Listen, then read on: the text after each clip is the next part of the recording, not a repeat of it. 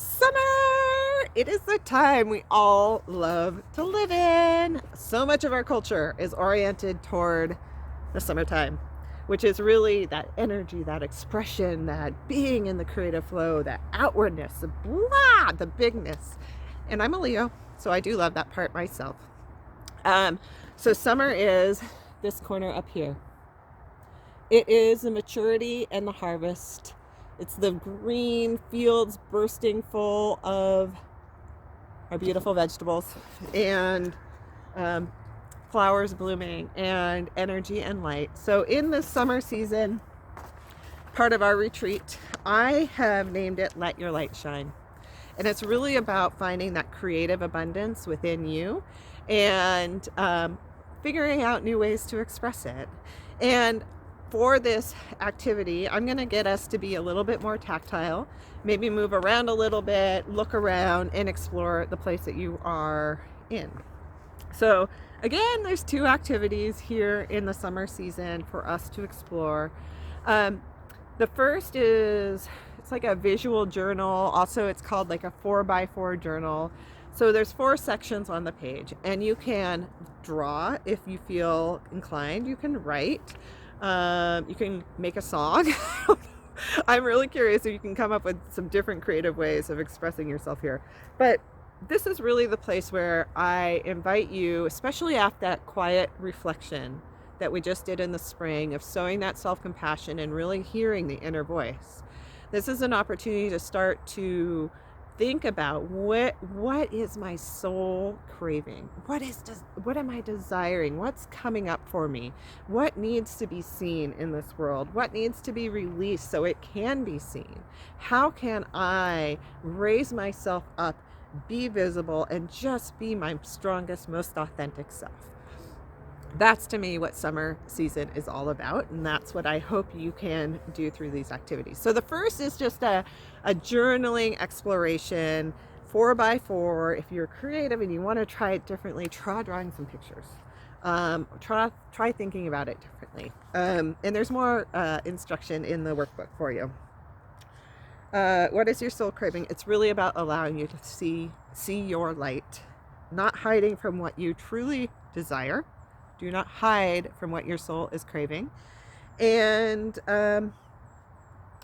really being willing to creatively destroy and look at what needs creative destruction in order to create that space, that clearing, that opening. Okay, and then the second part is really fun. I think I've said that about everything. Sorry. The second part of this activity is creating a nature mandala. So hopefully you know what a mandala is, or you have some familiarity with it. But it's in its most basic form. So mandalas are circles contained within a square and arranged into sections that are all organized around a single central point. So they're typically, produced. This is like the Buddhist tradition where you see these beautiful symmetrical round shapes and often done in sand, but they can be done out of a variety of different materials. And then the whole idea is there's so much meditation and work that goes into it, and then you just allow it to go away. So it's been, it's most often thought of in the Buddhist tradition, but it has been used in many different cultures to document and express the changes, the rhythms, changes in the rhythms. That's what I meant to say. And they're deemed kind of the diagram of universal expression. So let's think about what that means. What is the idea of connecting with the universe through a mandala? So I want you to sink into that for a minute.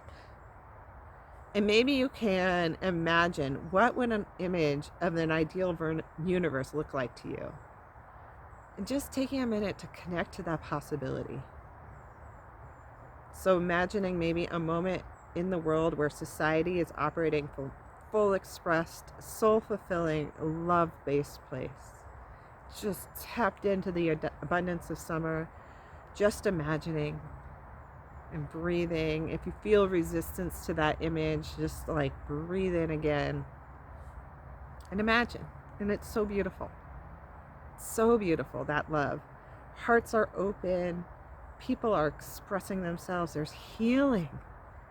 There's a balance with the earth. It's abundant regeneration. There's social equity. There's dignity. There's freedom. There's music. There's art. There's play. There's institutions that reflect our true desires. Just imagine. Imagine that. So now take a minute to imagine this season, right now that we're heading into this fall, full of your own creative self-expression. Imagine that potential. Feeling fully embodied in yourself, feeling full and alive. Imagine that possibility.